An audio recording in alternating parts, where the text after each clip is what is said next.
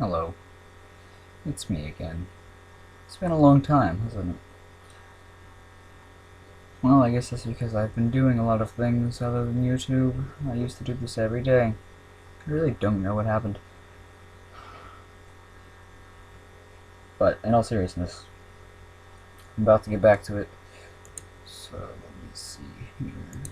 We were on chapter 2, I do believe, but since I haven't done anything in a while, I'm gonna read the next 2 or 3 chapters. I don't know. I just played really badly in a game and I'm not very happy, so I figured this would be the best to cheer me up. Alright. Now remember, I haven't done this in a while, so forgive me if it's bad. Also forgive the mic quality. I'm too tired, it's like 12:37. I don't want to fix anything right now. Alright, let's start. Night 2. Pinkie gives presents. Pinkie Pie bounced inside Freddy's, laden with all the gifts for her new friends. Each one was wrapped in colorful wrapping paper, depicting scenes of ponies eating cake. She giggled at all of her presents, pranks ready to be unfolded. She giggled some more as she went into her office. Her giggles cut abruptly short as she noticed a new phone was in place of the old one. Her eyes narrowed. "I don't know exactly who you think you are, Buster, but you will not mess up my gift giving tonight. You got that?" She yelled at the phone. The receiver fell to one side. "I thought so." Pinkie slowly backed out of the room, keeping her eyes on it. "I'm watching you. Wait. My gift giving." And with that, she left the office exactly as the clock struck 12. Her first stop was to the show stage. "One for you, and you, and you." She zoomed away before any of the toys could react. Did you see that?" Bonnie asked uncertainly. "An Indo giving out presents?" Chica asked. "Yeah. Yep, I saw that too. And since they are here, might as well open them," Freddy chimed in. They agreed, and Bonnie opened his first. Inside the large box was another box. Bonnie shrugged and opened that one. Inside was another box, and another, until he got to the smallest box and opened that one. A large boom echoed throughout the building. Streamers went everywhere. Bonnie gave a growl as he ripped the streamers from his ears. Chica and Freddy both looked at their presents and pushed them away. Pinkie made a stop in Pry's corner, dropping off a round object wrapped in paper. She giggled to herself, knowing that the puppet would be up to see it. She had no intention of winding up the music clock tonight. Bibi was doing what he usually did. In other words, crawling through the vents to get to the endoskeleton. He didn't put it in his rightful place, though. The red menace did that. He just distracted it, making loud banging noises as his plastic suit hit the metal of the vent. Bibi could sense he was almost in the office, just a little more, and an endoskeleton face popped into his. "Hey, you have no idea how long I've been looking for you," the Endo yelled in his face. Bibi was speechless. "I got you a present for Hearthwarming Eve, because I thought, wow, Bonnie, Freddy, and Chica and them never get any presents on Hearthwarming Eve, and that's so sad. So I bought a ton of gifts for you all. Merry Hearthwarming Eve," and the Endo left again. Bibi sat there for a while, looking at the small box that the Endo had given him. He shrugged his shoulders and pulled off the bow that kept it all together. A second later, and he was stuck in the vent. More balloons than he could ever count surrounding him on all sides. Bibi tried to move backwards. Too many balloons. He tried to move forwards. Too many balloons.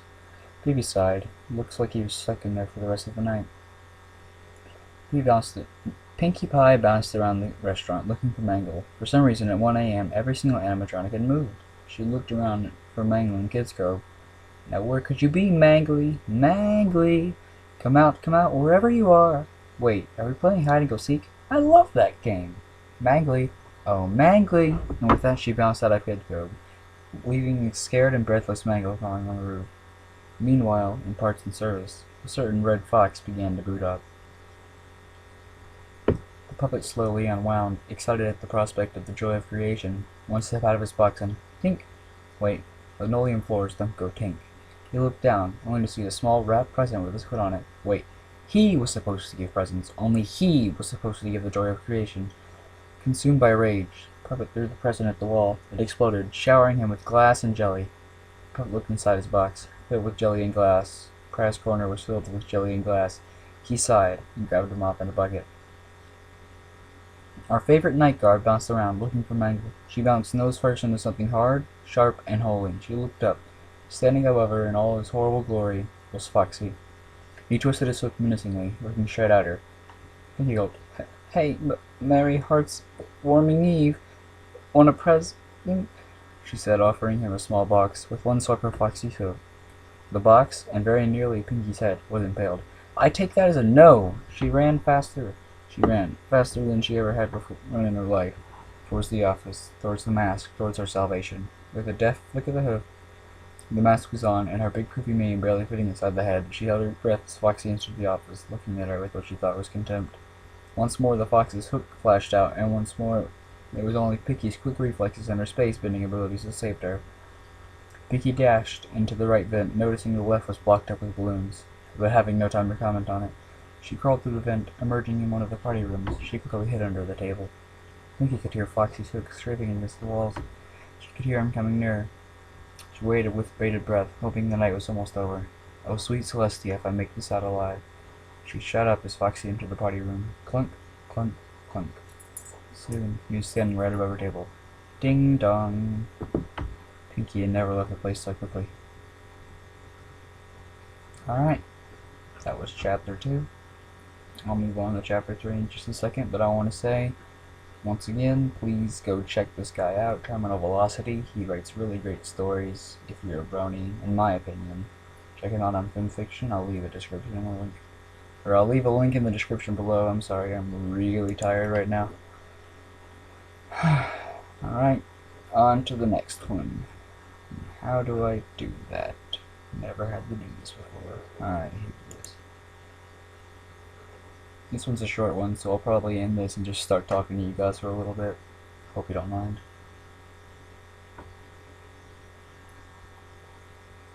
Alright, night 3. There's more? Toy Freddy slowly came awake, savoring the peace and quiet. Wait. He shifted at a frown. Ever since that Indo came in, there wasn't an ounce of peace or quiet. Freddy nudged Bonnie and she got awake. Guys, wake up. I think there's something wrong. 15 minutes ago, Pinkie opened the doors to the pizzeria with new trepidation. Poking her head in, she zipped inside, hiding out under one of the tables. Peering out from there, she eyed the next area of places to hide, seemingly disappear, then reappear under the box's prize corner. She lifted up the box, carrying it out on her back until she reached the middle of the hallway. Then she ran like crazy to the office, imagining thick metal footsteps behind her. Panting, out of breath, she looked at the phone in a new light. You and I are the only friends in here, she managed to mumble. With that, she pushed the button to hear the night's recording. Hello, Pinkie? I don't know if you got last night's recording, but I did notice the mask had a very thick hole in it. I'm guessing Foxy came in last night, huh? Foxy, so that's his name. I know that I told you this on the first night. Remember, the animatronics in the back room can move. What? Pinkie lunged for the tablet, looking through the pictures. She saw the new ones seeming to be having a conference. At least they aren't bothered. Suddenly, all the new ones stared at the camera. And me. Pinkie finished weakly. Her knees felt weak. This was far from the happy haven she had thought would be here when she started her job. Looking to the parts service, she nearly screamed. All of them were gone. Changing the camera, she noticed with grim satisfaction that none of them were near her room. Bonnie was in a party room, so was Chica, and Freddy was in the far back of the hallway. Foxy, where's the fox? She pulled down the camera, started on the flashlight, and actually screamed. Foxy was standing there, in all of his creepiness, just staring. She could barely hear her phone turn off over the noise. Poor Chica jumped at the sound of the Indo scream. All of them flicked their heads towards the noise. They're awake, Bonnie muttered. Mango looked around. Anyone gonna help our new bandmate not get demolished? No one volunteered. Looks like I'm on my own. I'll go with you, Chica piped up. Anyone else? No one. Chica gently put a hand on Mango's spine. Let's go. Pinkie heard them crawling through the vents. Her hair had gone very straight. She was flicking the flashlight at Foxy, occasionally looking at the tablet of the lights. Why are the vents this big? She yelled at no one. Her ears picked up the soft thump noises that the new animatronics make when they walk. She saw old Bonnie enter the room the second she pulled up the tablet. He kept making groaning noises, sounded oddly pony-like. Pinkie wanted to pull down the tablet, but she was afraid of what she would see. She heard even more enter. There's more? More footsteps and the unmistakable sound of metal on metal. Pinkie moved her hoof along the desk, knocking over the fan, lots of pieces of crumpled paper, and her refilling haze movie, which seemed to always somehow stay frosty. The hoof encountered a piece of plaster. Yes, they've already had it now, if I can just get it all on her. Doing her best not to show her face, Pinkie put on the mask. It's really heavy. I don't remember it being this heavy. Maybe somebody filled it with bricks, but why would they do that? I mean, stop! Pinkie, focus, Pinkie, focus. Pulling some more, she managed to lift it with one hoof. Lifting it above her head, she quickly threw it on the camera and tried to slam on the Freddy head, except that it wasn't Freddy's head. It was Chica's face. Oh, that's why it was so heavy. Pinkie looked up at the sockets where Chica's eyes were supposed to be and shuddered. Pinkie gingerly put down Chica. Good chicken, just stay there while I back away. Bump. The walls aren't supposed to be sharp, she squeaked, slowly turning around. She looked straight at Mangle's face, screaming. Pinkie quickly ran into Old Body, who was just standing there watching with morbid enjoyment. She grabbed Pinkie's neck and roared at her face. Pinkie began running down the hallways, her neck stretching to improbable lengths. Bonnie stood there, now utterly confused. Pinkie quickly checked to look at her clock while she was running. 5:59, come on. Ding dong. Bonnie let go, and her head slung back to her body. Before Tika turned off, she managed to utter, "We need to talk to you." Pinkie could care less what she said at the moment. All she cared about was leaving. That's the end of that. So, I was going to talk to you guys about something, but I couldn't remember what it was. I guess I'll just talk around about things. When this story's over, which should be in another 6 chapters or so, maybe 5, I don't know anymore. I want you guys to give me suggestions down in the comment section, please, of what to read next. Know that if it's, like, bad, or if it has any cursing or vulgarity in it, I'm going to either just not read it or replace the words, because not only do I want a slightly family-friendly channel, but I'm only like 15, so I really don't want to be reading that kind of stuff and saying it aloud.